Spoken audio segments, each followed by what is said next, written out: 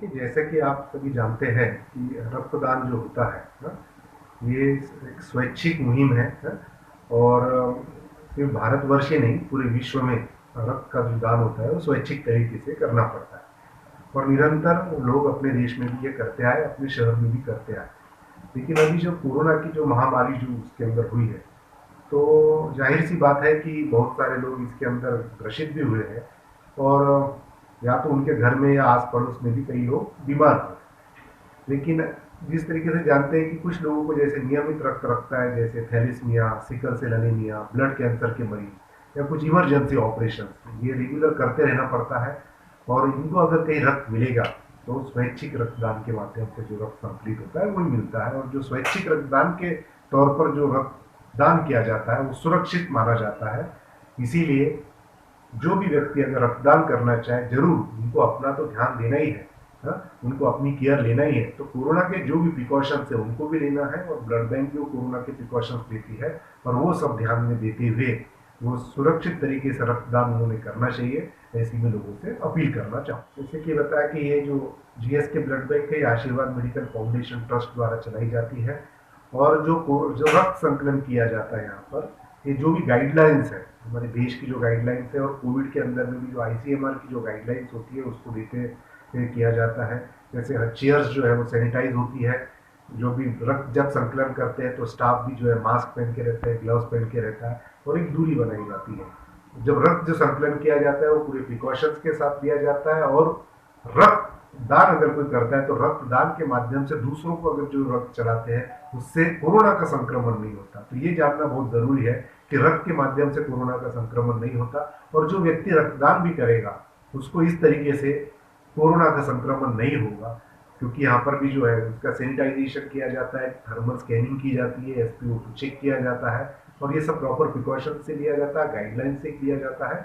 और उस तरीके से जब आप रक्तदान करेंगे तो आपको कोरोना का संक्रमण नहीं होगा, बल्कि दूसरों की जान बचाने में मदद होगी। अगर कोई रक्तदान करेगा तो स्वैच्छिक डोनेशन की जो बात कर रहे हैं, प्लाज्मा जो है वो रक्त में का एक पार्ट है। और जब रक्त का जो पार्ट है, जो कोरोना से जो ठीक हुए मरीज है, वो 28 दिन के बाद वो प्लाज्मा दान कर सकते हैं। और ये जो प्लाज्मा है ये रक्त से निकलता है। इसको प्लाज्मा फेरेसिस के माध्यम से रक्त संकलन किया जाता है। और ये जब प्लाज्मा जो कोरोना से ग्रसित लोग हैं, जो मीडियम, जैसे माइल्ड, मॉडरेट और सीवियर होते हैं, तो जो मॉडरेट कैटेगरी के जो पेशेंट्स है, जो अफेक्टेड है, उनको दिया जाता है।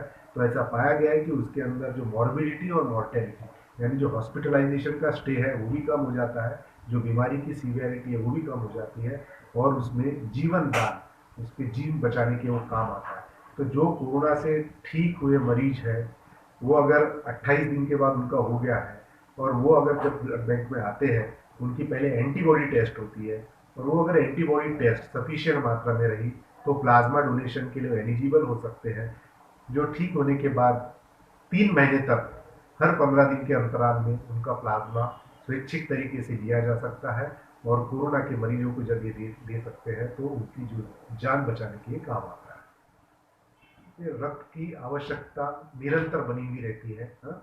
और हर वर्ष जब भी समर्स आता है तो समर्स में तो पीक शॉर्टेज आ जाता है, क्योंकि कॉलेजेस, एजुकेशनल इंस्टीट्यूट क्लोज हो जाती है। और जो विदर्भ का जो टेम्परेचर है, टेम्परेचर के कारण भी बहुत सारे लोगों में ऐसी भ्रांति है कि रक्तदान देने से शायद थोड़ी कमजोरी हो जाएगी, या थोड़ा हिचकिचाते हैं।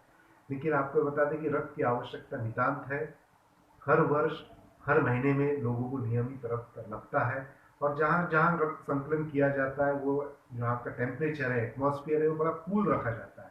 तो ऐसे वातावरण में अगर रक्त देंगे, इस समय काफी, और कोरोना के कारण तो लोग और घबराए हुए हैं, जिसके कारण आज परिस्थिति ये है कि ब्लड बैंकों में शायद एक दिन का भी ब्लड का स्टॉक उपलब्ध नहीं है। जो भी रक्त समझो सुबह अगर कलेक्ट किया जाए स्वैच्छिक रक्तदान के माध्यम से, दोपहर आते आते तक वो ब्लड बैंक में आता है, टेस्ट होता है, और शाम तक आने तक वो पूरा निकल जाता है।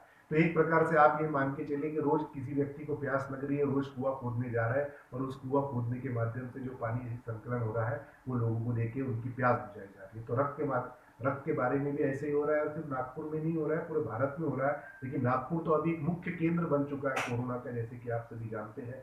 लेकिन रक्त की भी आवश्यकता बड़ी आवश्यक है।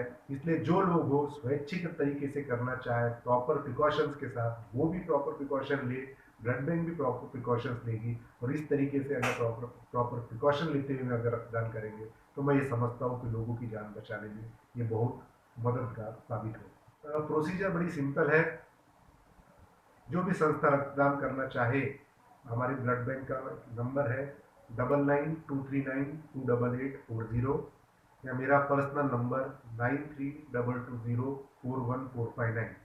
तो ये जीएसके ब्लड बैंक का नंबर है। आप हमसे संपर्क कर सकते हैं। हमारी टीम वहाँ आएंगी। जगह जिस स्थान पर दान होने वाला है वहाँ पर हम उसका इंस्पेक्शन करते हैं। वो जगह का अगर सैनिटाइजेशन प्रॉपर हो और वहाँ पर प्रॉपर करेक्शन प्रिकॉशन के साथ अगर रक्तदान हो सकता है तो हम वहाँ पर रक्त संकलन के लिए अरेंजमेंट कर लेते हैं। कोई विशेष बहुत स्पेसिफिक अरेंजमेंट करना नहीं पड़ता है। जगह साफ सुथरी होनी चाहिए और एक डोनर की लिस्ट अगर बन जाए तो उसके कारण जो समय पर आप प्लानिंग कर रहे हो सकते हैं ताकि भीड़ भी ना हो और सुरक्षित तरीके से रक्तदान हो जाए, रक्त संकलन हो जाए और लोगों की जान